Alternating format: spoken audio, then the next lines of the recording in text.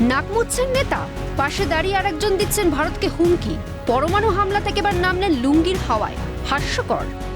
লুঙ্গিটা যদি একবার মাল কাছা মারি, দিল্লি পর্যন্ত খবর হয়ে যাবে। গাছেরটা খাবে তলারটাও কুড়বে তা হয় না। ভারতের থেকে পেঁয়াজ শস্য খেয়ে ওই মুখেই পাতেলা।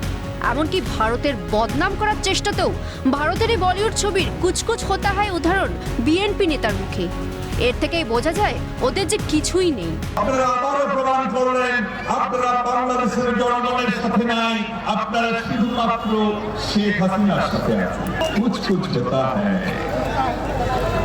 শুধু নিয়ে যাননি, হাসিনার পক্ষে দাঁড়িয়ে সমগ্র বাংলাদেশের বিরুদ্ধে অপপ্রচার করছেন। বীরপুরুষ বাংলাদেশ, এদিকে ভারতের কাছেই হাতে পাতে। ভারত থেকে বাংলাদেশে ৮০% পেঁয়াজ আমদানি করতে হয়, যার ৯৫% নেয় ভারত থেকেই। এছাড়াও দুধ, সূর্যমুখী সোয়াবিন তেল, চিনি, মধু, চিপস, বিস্কিট, চকলেট। দিন কয়েক আগে ভারতের থেকে পণ্যবাহী ট্রেনও গেল। তাদের আবার এত বড় বড় কথা। বাংলাদেশকে পাত্তাই দেয় না বাঙালি তথা ভারতীয়রা।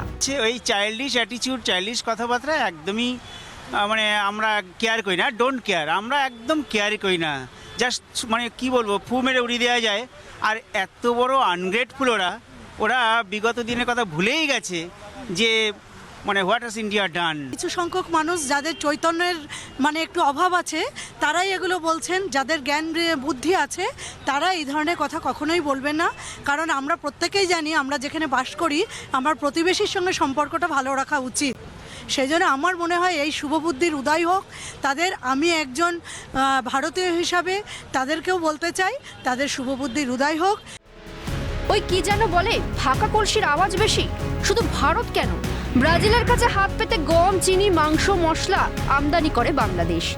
ইন্দোনেশিয়া থেকে ৮৫% পাম তেল, সুগন্ধি চাল, মশলা নিতে হয়। এমনকি আর্থিকভাবে পিছিয়ে থাকা পাকিস্তানের থেকেও পণ্য নিতে হয়। কথায় বলে আজ পর্যন্ত কোনো ভিক্ষুক দাতা হতে পারেনি, কারণ ভিক্ষা করা বা বসে খাবার বদভ্যাস হয়ে যায়।